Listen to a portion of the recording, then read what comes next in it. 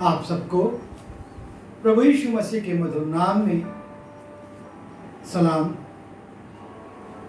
हम इन दिनों में पौलुस के कथन का अध्ययन कर रहे हैं और इत्तेफाक से ये अध्ययन काफ़ी लंबा हो गया है और उसी चर्चा के चौथे अंश को आज हम थोड़ी देर देखेंगे कि परमेश्वर जो आपको और मुझको सामर्थ देता है उसमें हम क्या कर सकते हैं। आइए हम दुआ करें।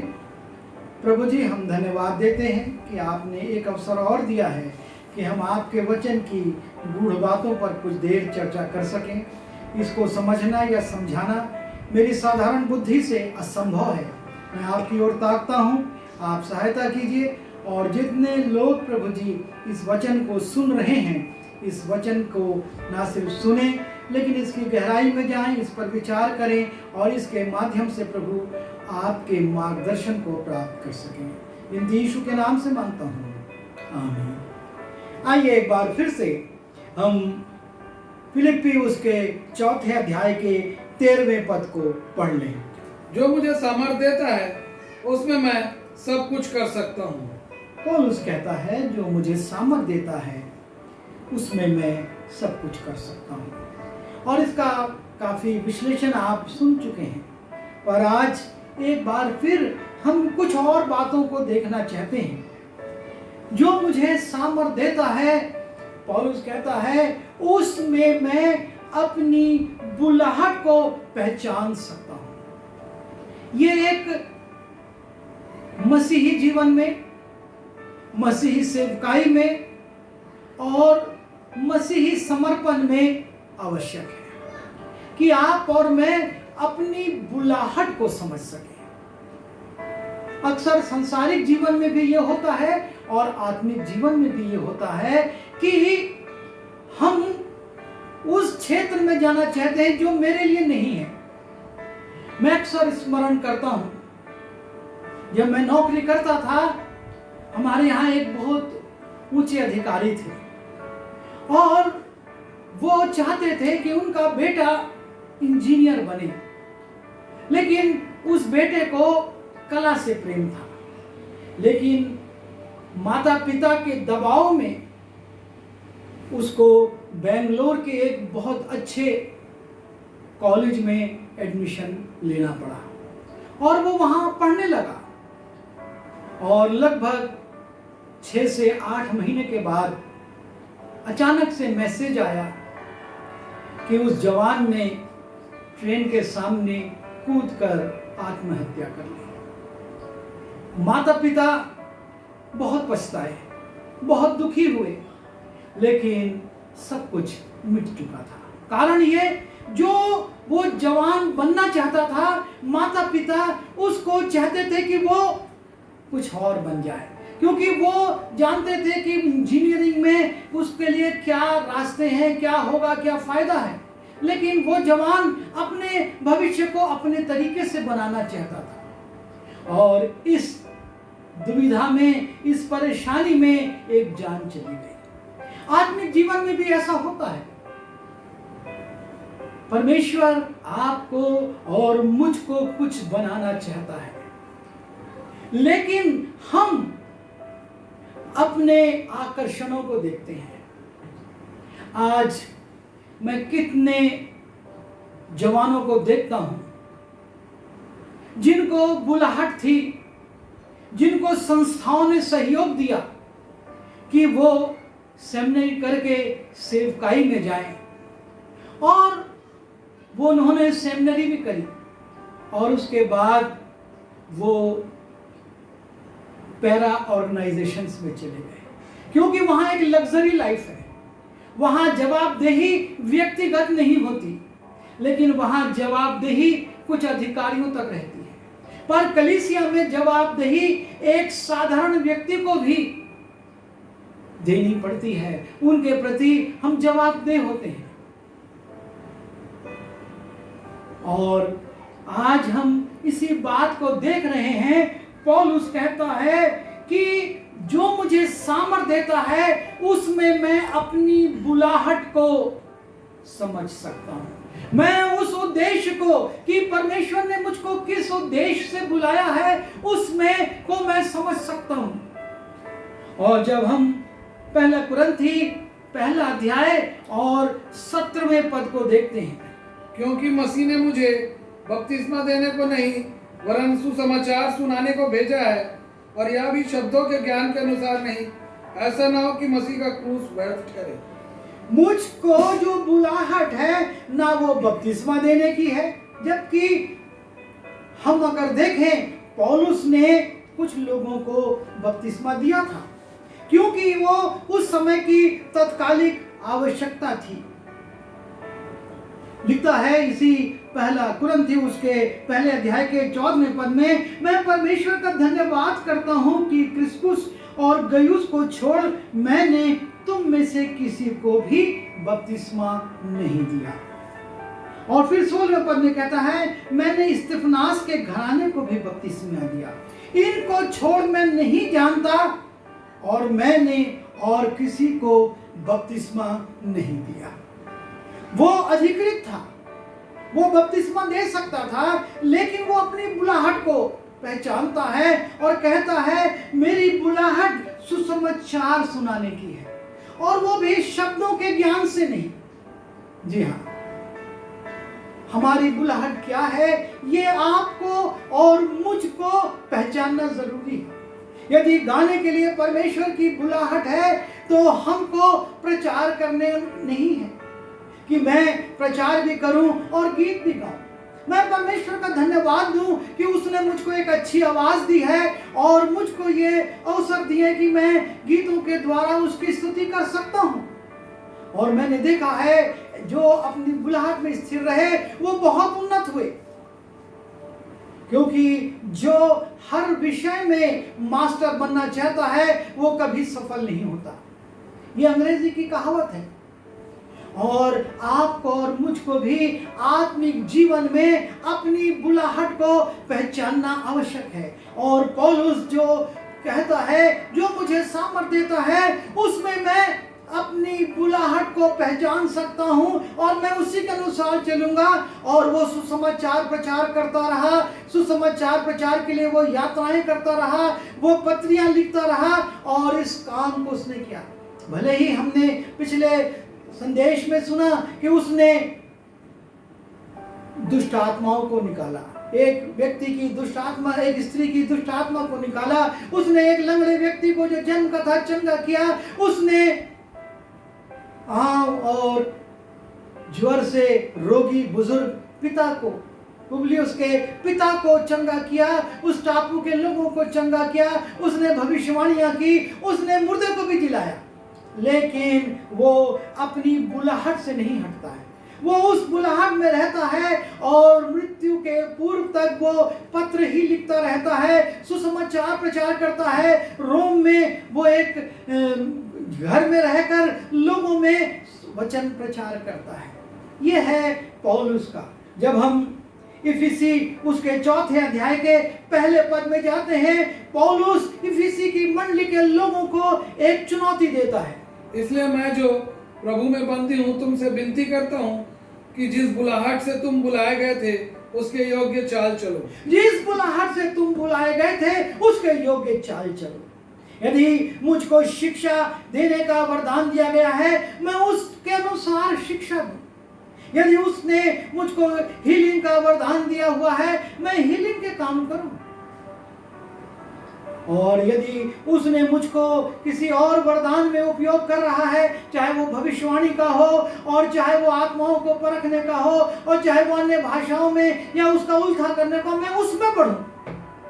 लेकिन यदि मैं अपनी बुलाहट से हट गया, वो कहता मैं इस सुसमाचार सेवा के कारण बंदी हूं। लेकिन तुमको एक सलाह देता हूं, इफिसी की मंडली, मैं तुमसे निवेदन करता हूं कि तुम जिस बुलाहट से बुलाए गए हो उसके अनुसार चाल चलन चलो, उसके अनुसार तुम कार्य करो। और हम देखते हैं एक बात और पौलुस यहां पर करता है,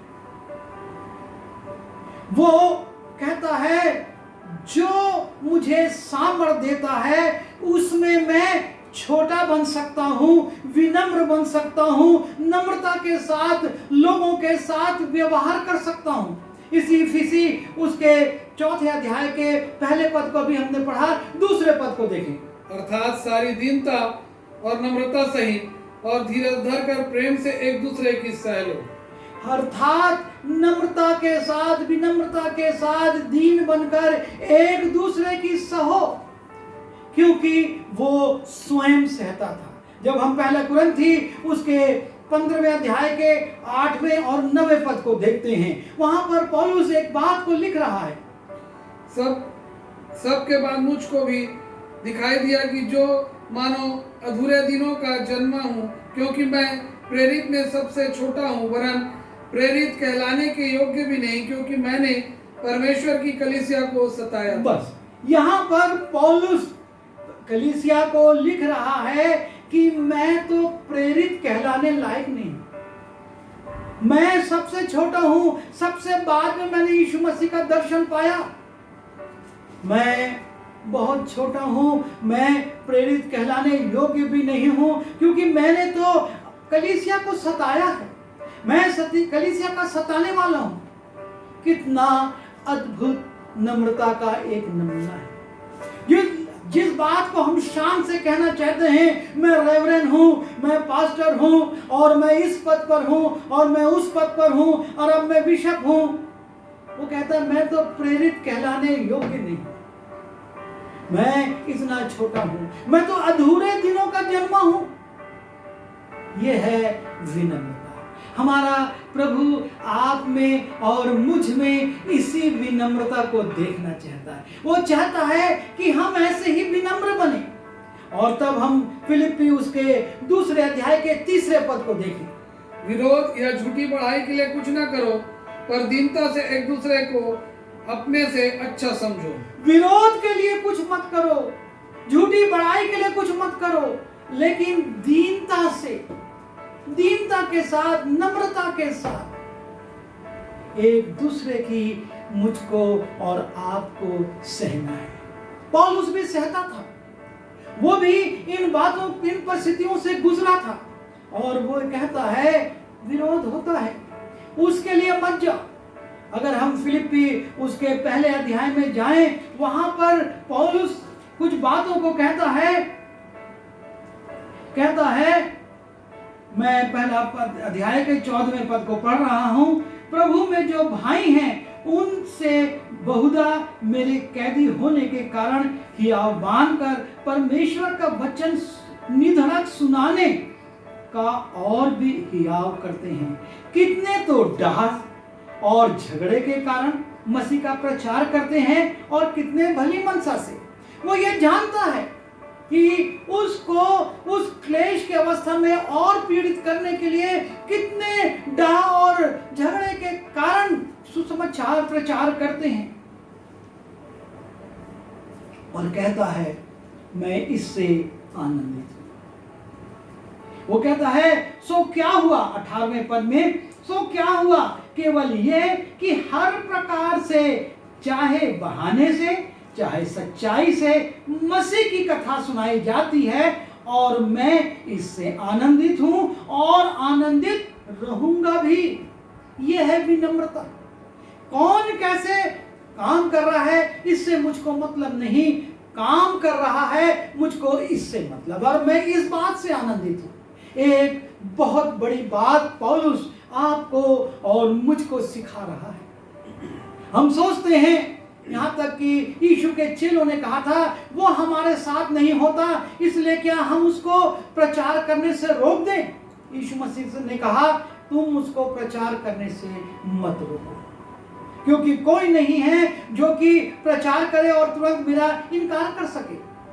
प्रभु यीशु मसीह ये चाहते हैं जिस भी रीति से हो प्रचार हो, और पौलुस भी बड़ी विनम्रता से इस बात को कहता है। जब हम पहला थिस्सलुनी उसके 2 अध्याय के 6वें पद को देखते हैं, और यद्यपि हम मसीह के प्रेरित होने के कारण तुम पर बोझ डाल सकते थे, तो भी हम मनुष्यों से आदर नहीं चाहते थे, और न तुमसे और न किसी से। हम प्रेरित थे, हम बोझ डाल सकते थे, हम कह सकते थे कि हमको ऐसी कमरा चाहिए, हमको ऐसी कार चाहिए, हमको ऐसी ऐसी सुविधाएं चाहिए, लेकिन वो कहता है हमने कभी तुम पर बोझ नहीं डाला। हम विनम्रता के साथ तुम्हारे बीच में सेवा करते रहे। जब हम प्रेरितों का काम उसके 20वें अध्याय के 17 और 18 पद को देखते हैं, उसने मिलेतुस से इफिसुस में कहला भेजा और कलीसिया के प्राचीनों को बुलवाया। जब वे उसके पास आए तो उनसे कहा, तुम जानते हो कि पहले ही दिन से जब मैं आसिया में पहुंचा और हर समय तुम्हारे साथ किस प्रकार रहा। वो अपनी स्थिति बता रहा है, मैं किस प्रकार से तुम्हारे बीच में रहा, नम्रता और विनम्रता के साथ, क्योंकि चेले सबसे पहले आसिया में मसीह कहलाए, और इसलिए कहलाए क्योंकि उनमें लोगों ने मसीह को देखा। और वो यहाँ पर जब हम प्रेरितों का काम उसके 20वें अध्याय के 17 और 18 पद को देखते हैं, वो कहता है तुम पहले दिन से जानते हो हम किस प्रकार से तुम्हारे बीच में रहे। आज प्रभु चाहता है कि हम यदि उससे सामर्थ पा रहे हैं तो हम उस विनम्रता को, उस दीनता को अपने जीवन से प्रकट करें। हम छोटे बने, हम बड़े ना बने। जब हम दूसरा कुरिन्थी उसके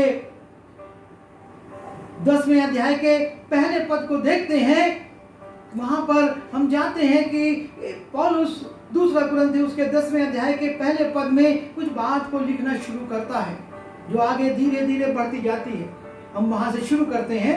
मैं वही पौलुस जो तुम्हारे सामने दीन हूँ, परंतु पीठ पीछे तुम्हारी ओर साहस करता हूँ, तुमको मसीह की नम्रता और कोमलता के कारण समझाता हूँ। मैं जो तुम्हारे सामने दीन हूँ, मसीह की नम्रता और कोमलता से समझाता हूँ।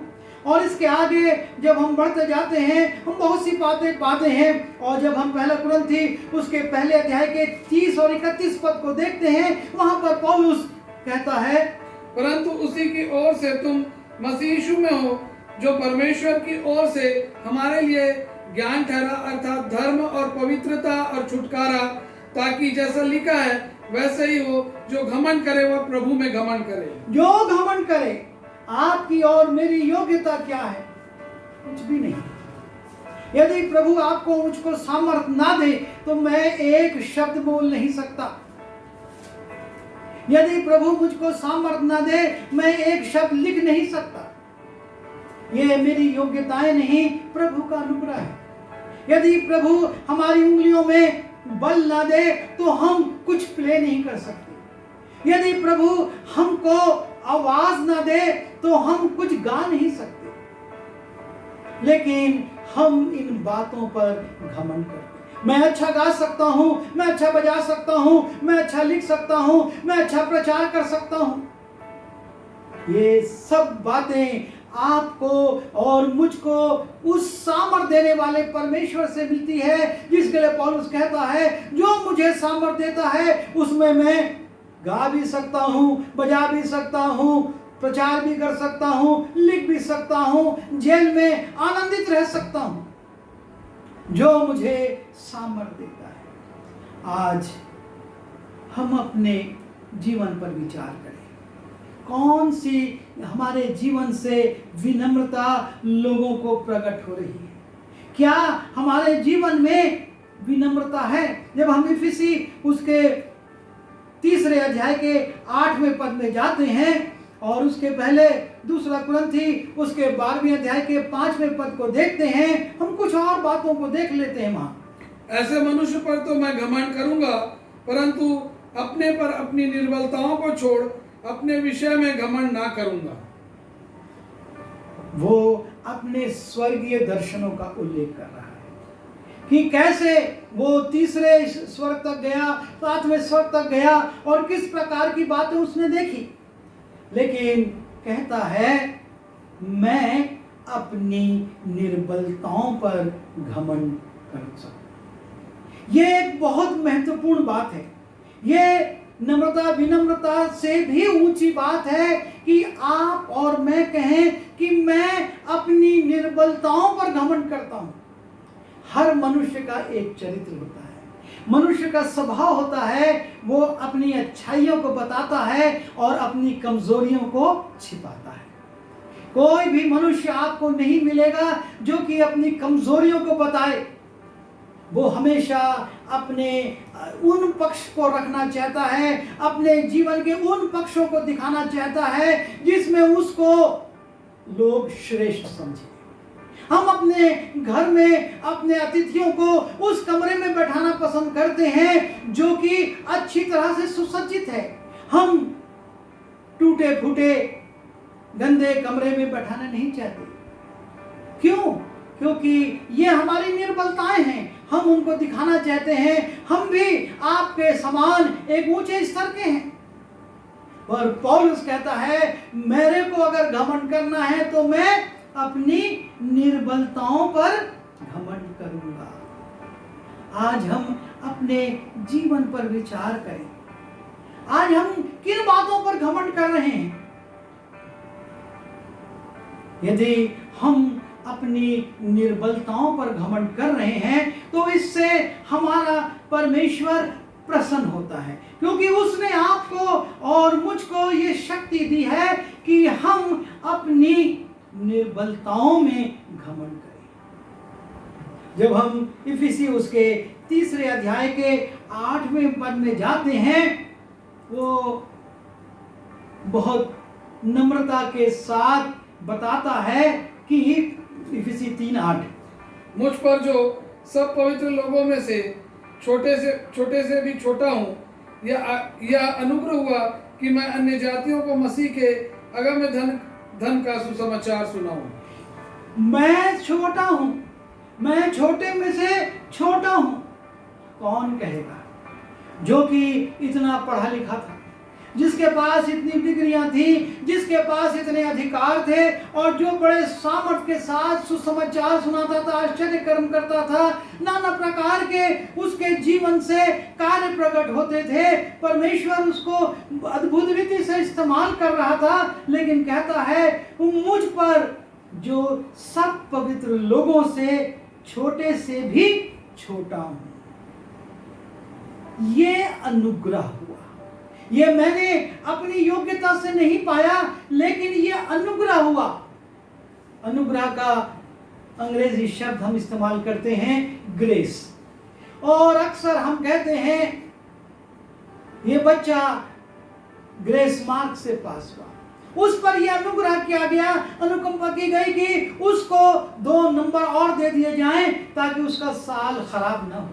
वो कहता है मैं तुम में छोटे से छोटा हूं और मुझ पर यह अनुग्रह हुआ कि मैं अन्य जातियों को मसीह के अगम्य धन का सुसमाचार सुनाऊं। ये परमेश्वर का अनुग्रह है।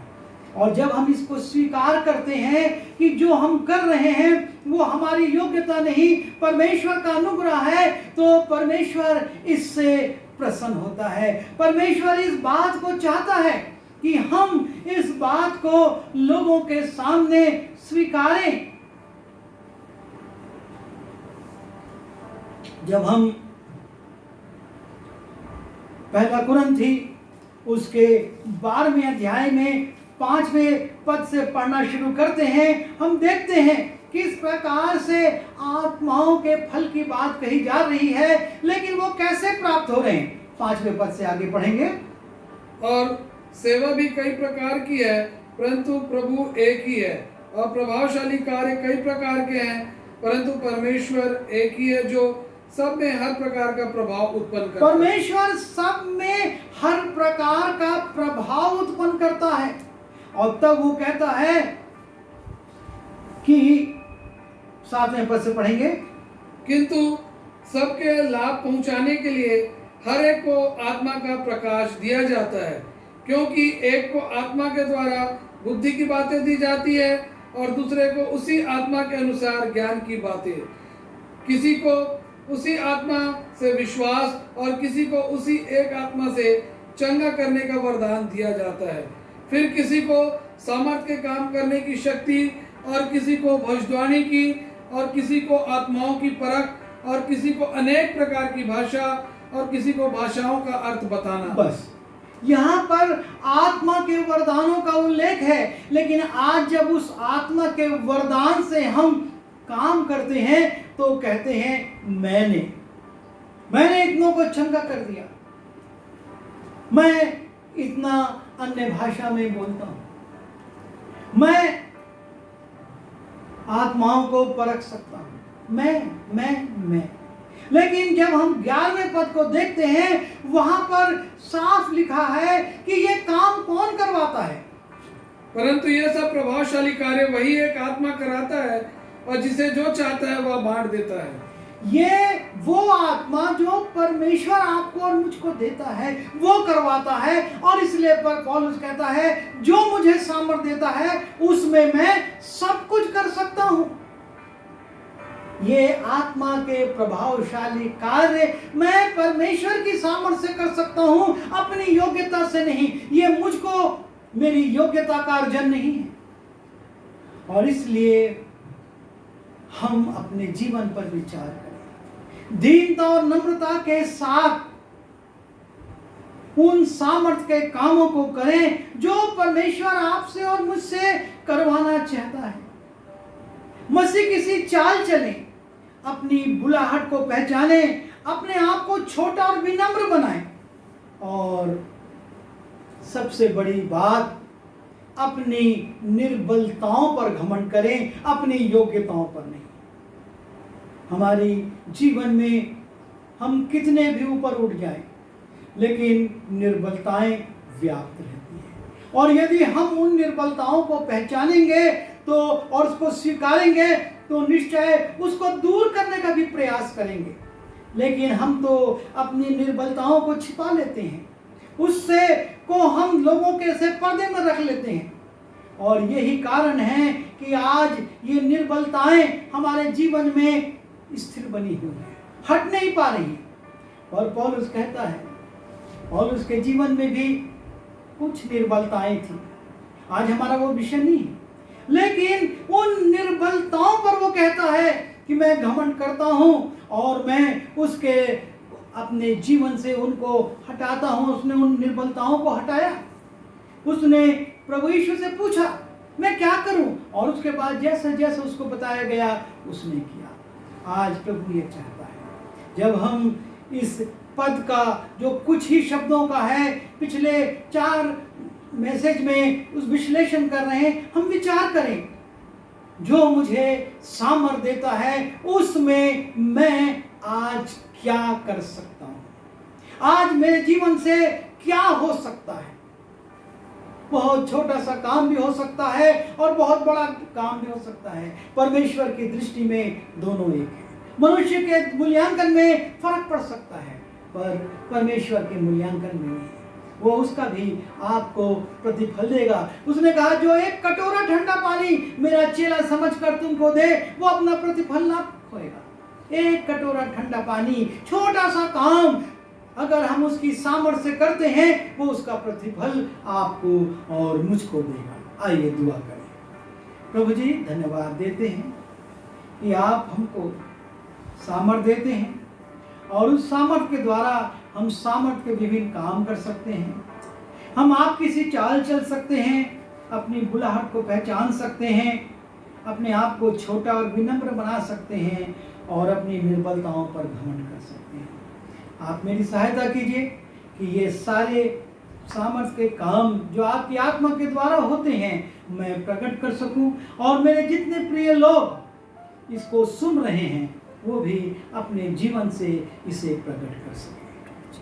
क्योंकि प्रभु आपकी इच्छा है कि हम अपने जीवनों से लोगों को आपके चरणों पर लाएं। आप हमारी सहायता कीजिए, हमारे जीवन को अपनी सामर्थ्य से भरकर अपनी सेवा में इस्तेमाल कीजिए। बिंदु यीशु मसीह के नाम से मांगता हूँ।